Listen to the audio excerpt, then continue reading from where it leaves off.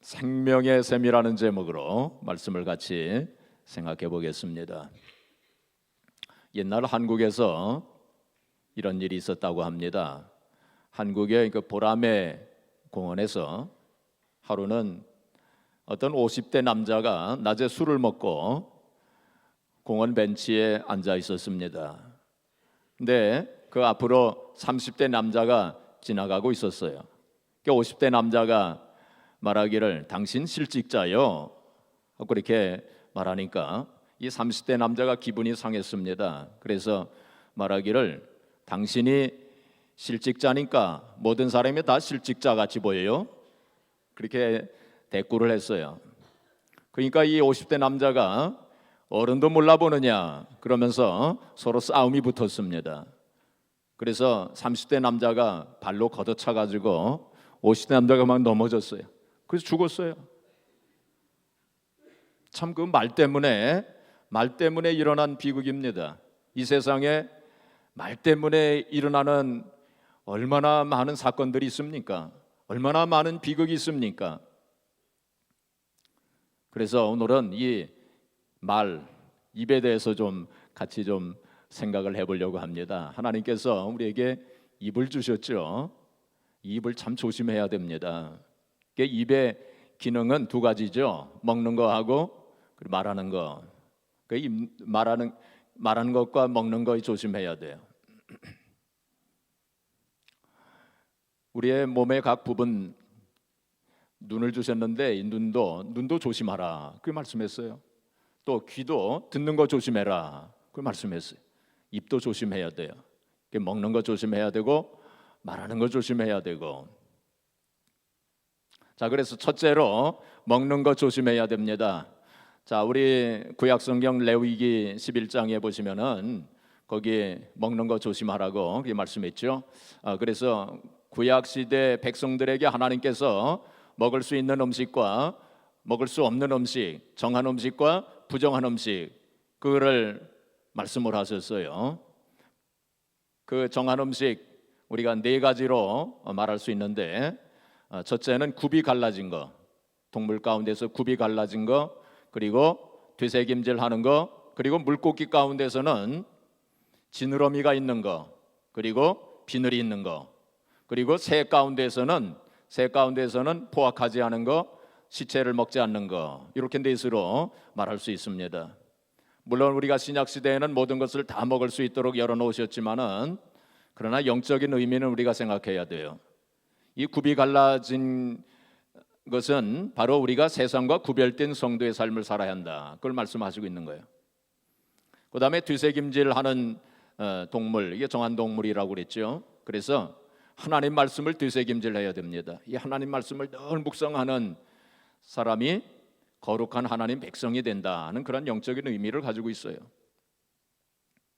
그리고 물고기 가운데서 지느러미가 있는 물고기가 정한 물고기라고 그랬어요. 이 지느러미가 있다고 하는 것은 방향을 정하고 똑바로 갈 수 있는 그런 의미를 가지고 있습니다. 그래서 우리가 인생을 살아가면서 확실한 목적을 가지고 하나님께서 정해주신 그러한 올바른 가치관과 올바른 인생관과 목적의식을 가지고 똑바로 살아야 할 걸 말씀하시고 있는 거예요. 그 다음에 비늘이 있는 물고기가 정하다 한 것은 비늘이 있어요. 영적 비늘이 있어야 됩니다. 영적 비늘은 무엇을 가리키느냐 하면은 하나님의 전신갑주를 가리킵니다. 하나님의 전신갑, 에베소 6장에 있는 하나님의 전신갑주를 입고 우리가 영적인 전쟁에서 승리하면서 살아야 할 것을 말씀하시고 있는 것이고, 새 가운데서 포악하지 않은 것과 그리고 시체를 먹지 않는 새가 정한 새라고 했는데 바로 우리가 포악하지 않은 성도가 되어져야 됩니다. 남에게 해를 끼치는 성도가 되어서는 안 될 겁니다. 또 더러운 것을 먹는 더러운 생활을 하는 그러한 성도가 되어서는 안 될 것을 영적으로 말씀해 주시고 있는 것입니다. 물론 우리가 신약 시대는 다 먹을 수 있지만은 제가 생각하기에는 되도록이면 될 수 있으면 우리가 신약 시대에 살고 있는 성도들도 이렇게 부정한 음식은 먹지 않는 것이 좋을 것 같습니다. 그래서 가려서 먹는 것이 좋을 것 같아요. 그런데 한국 사람들이 몸에 좋다고 먹는 걸 보면 대개가 다 부정한 음식들. 그래서 가능하면 그거 먹지 않는 게 좋습니다. 그 우리 신앙생활에 영적인 신앙생활에 도움이 되지 않을 것입니다. 우리는 주님의 살과 피를 먹고 마시는 거룩하고 신령한 하나님 백성들이에요. 그래서 먹는 것도 가려서 먹어야 할 것입니다. 현대인들에게 많은 질병이 있고 현대인들의 성격이 굉장히 포악하다고 합니다. 그 왜 그러냐? 이 먹는 것 때문에 많은 영향을 받는다는 거예요. 그래서 어떤 대학교에서 연구를 했답니다. 쥐를 20마리씩 세 그룹으로 나눠 가지고 한 그룹에는 첫째 그룹에는 금식을 시켰대요. 물만 먹이고 금식을 시켰답니다. 또 한 그룹에는 백미 흰쌀을 먹였대요. 그다음에 세 번째 그룹에는 현미를 먹였대요. 그리고 얼마 후에 보니까 어떻게 됐냐면 금식을 시킨 쥐는 기운은 없었지만은 다 살아 있었습니다.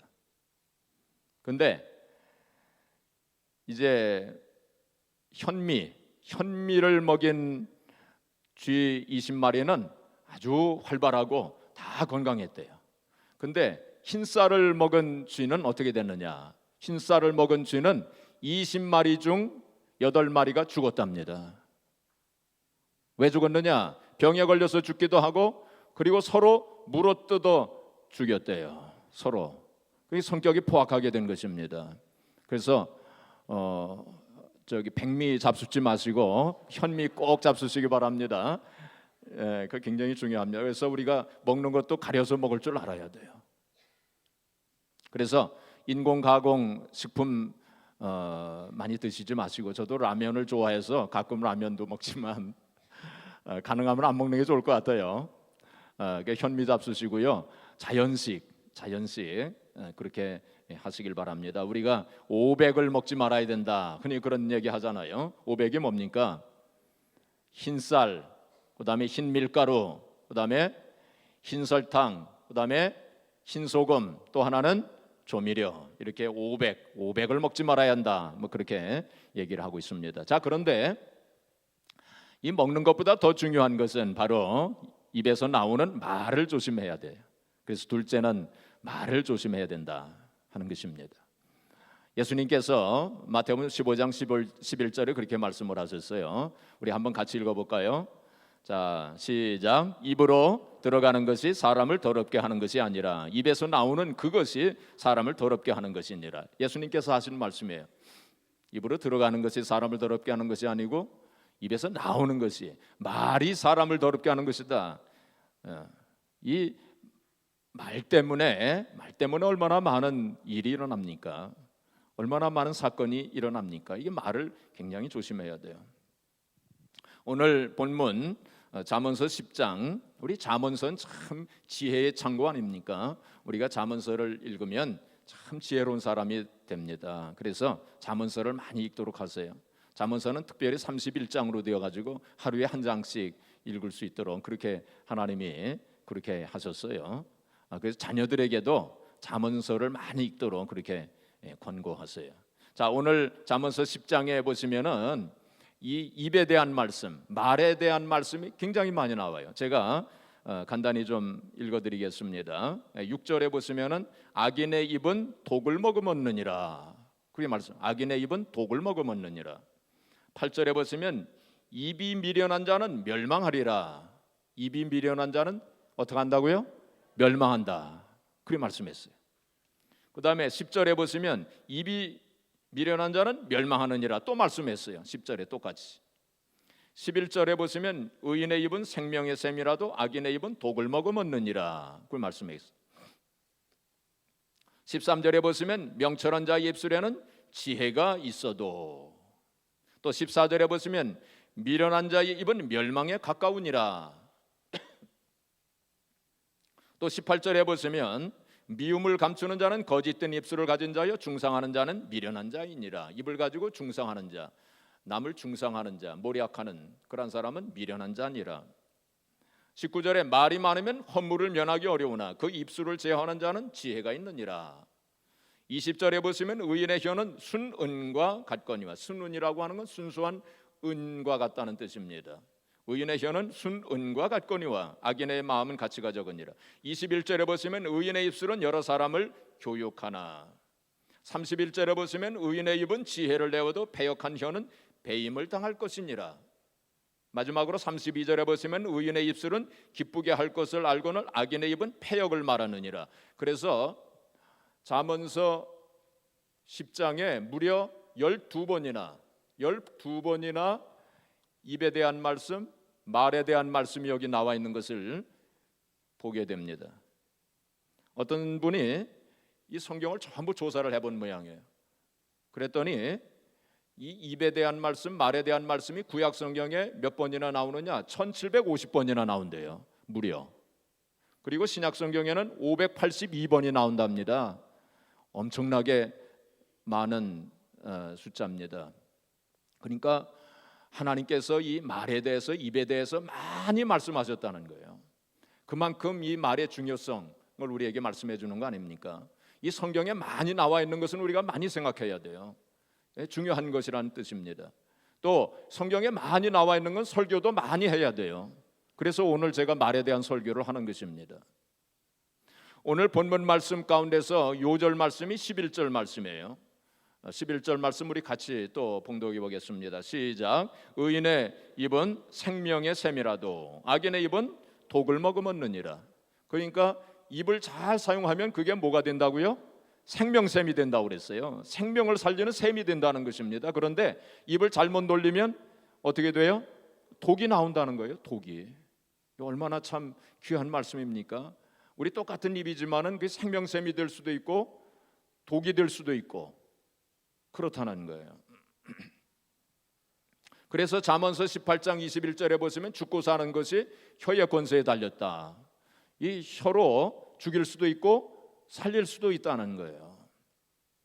촌철살인이라고 하는 말이 있습니다. 그건 한마디 말로 사람을 죽인다는 의미의 촌철살인. 어떤 사람이 말하기를 이 세상에 총과 칼로 죽은 사람보다 말로 죽은 사람이 더 많다고 그랬어요.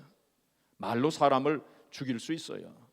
시편 141편 3절에 보시면 시편 기자가 하나님 앞에 기도하기를 저희의 입술에 파수꾼을 세우시고 이 입술의 문을 지키소서 하고 그렇게 기도했어요. 우리도 그렇게 기도해야 돼요. 우리 입술의 문을 잘 지킬 수 있도록 파수꾼을 세워달라고. 함부로 생각나는 대로 짓거리지 아니하고 그걸 조심해서 가려서 말을 할 수 있도록 그렇게 해달라고 하나님 앞에 기도했어요. 하나님께서 우리에게 입을 주신 것은 하나님 앞에 찬송하고 기도하고 전도하라고, 그리고 다른 사람 칭찬해주고 감사하고 권면하고 그러라고 하나님이 입을 주신 거 아닙니까? 얼마나 참 영광스러운 특권입니까? 동물들에게는 말할 수 있는 특권이 없잖아요. 그런데 우리는 이 말을 통해서, 입을 통해서 하나님을 찬양하고 기도할 수 있잖아요. 이거 얼마나 영광스러운 직분입니까? 그래서 새벽기도 하시는 분들 가운데 많은 분들이 새벽기도 하러 나올 때에 집에서 이제 여기까지 교회로 이렇게 걸어 나오실 때에 다른 사람들하고는 얘기를 하지 않아요. 침묵을 지킵니다. 그리고는 딱 성전에 들어와서 그때 비로소 입을 열어서 찬송하고 그리고 기도합니다. 하나님 앞에 먼저, 하나님께서 주신 입술을 가지고 먼저 하나님 앞에 찬송하고 기도하기 위해서 다른 사람들하고 얘기하지 아니하고 침묵을 지키고 기도하면서 교회까지 와서 그래 하는 것입니다. 참 귀한 것입니다. 그런데 하나님께서 이제 찬송하고 기도하라고 주신 입술을 가지고 남을 정죄하고 남을 비난하고 남을 저주하는데 사용한다면 그거 어떻게 되겠습니까? 자, 우리 성경을 한 군데 보겠습니다. 야고보서 3장 8절부터 12절까지 우리 스크린에 있나요? 야고보서 3장 야고보서 3장 8절 12절부터 우리 같이 한번 봉독하겠습니다. 혀는 능히 길들일 사람이 없나니 쉬지 아니하는 악이요 죽이는 독이 가득한 것이라. 이것으로 우리가 주 아버지를 찬송하고 또 이것으로 하나님의 형상대로 지음을 받은 사람을 저주하나니 한 입에서 찬송과 저주가 나오는도다. 내 형제들아, 이것이 마땅하지 아니하니라. 샘이 한 구멍으로 어찌 단물과 쓴 물을 내겠느냐. 내 형제들아 어찌 무화과 나무가 감람 열매를 포도나무가 무화과를 맺겠느냐 이와 같이 짠물이 단물을 내지 못하느니라. 그러니까 한 입으로 하나님을 찬송했다가 그 입으로 또 다른 사람 저주하고 비난하고 그럴 수 없다는 거예요. 한 입에서 한 샘물에서 샘물 이 생명수가 나오기도 하고 거기서 독이 나오기도 하고 그럴 수 있습니까? 그럴 수 없다는 거예요. 그러니까 우리가 입을 조심해야 돼. 말을 조심해서 해야 돼. 가려서 해야 됩니다. 잠언서 18장 8절에 보시면 남의 말하기를 좋아하는 자의 말은 별식과 같아서 뱃속 깊은 데로 내려가느니라 그랬어요. 남의 말하는 거 그거는 별식과 같아가지고 뱃속 깊은 데로 내려간다고 그랬어요. 사람들이 남의 말하는 거 좋아합니다. 그래서 밥 먹으면서도 남의 말 하면은 뭐 반찬이 없어도 소화가 잘 돼서 그래서 그런다는 거예요. 이게 남의 말하는 거 이게 그거 좋지 않습니다. 물론 남을 이렇게 좋은 뜻으로 말해주는 건 괜찮아요, 그렇죠? 남을 비난하고 정죄하고 이렇게 험담하고 하는 거 그거 좋지 않아요. 법칙이 하나 있는데 그것은 남의 말을 할 때에 그 사람이 그 말을 들었을 때 불쾌하게 생각할까 아니면 기분 좋게 생각할까? 그 사람이 그 말을 들었을 때에 기분이 나빠할 말은 하지 말아야 돼요. 그 사람이 없는 자리에서 그런 말을 하는 건 비겁한 일이에요. 내가 그 사람의 뭘 하고 싶은 말이 있으면 그 사람에게 가서 얘기를 해줘야 돼요. 그렇죠? 본인에게. 그 사람이 없는 데서 그 사람 얘기를 그렇게 얘기한다면 그건 참 비겁한 일이에요. 그리고 또 하나 우리가 조심해야 되는 것은 다른 사람의 말을 많이 하는 사람 조심해야 돼요. 다른 사람 말 잘하는 사람은 분명히 다른 데 가서 내 얘기할 거예요. 그러니까 조심해야 돼요. 그러니까 가능하면 남의 말 하지 않는 것이 좋습니다. 한국에서 이런 일이 있었다고 합니다. 어떤 오누이가 있었는데 오라버니와 여동생이 있었는데 어려서 조실부모하고 고아원에서 서로 의지하면서 그렇게 자랐어요. 그런데 나중에 이 오빠가 결핵에 걸렸어요. 그 당시는 참 모두가 다 어려운 시절이라 이 오빠를 치료를 해야 되는데 치료할 방법이 없는 거예요. 그 여동생이 할 수 없이 술집에 가서 일을 했어요. 그 돈을 거기서 벌어가지고 오빠를 치료했어요. 그 오빠가 회복이 됐습니다. 그런데 여동생에 대한 나쁜 소문이 퍼진 거예요. 교회 안에도 그게 퍼진 거예요. 그래가지고 그것이 오라버니의 귀에까지 들어오게 됐어요. 그래서 결국 그 오라버니는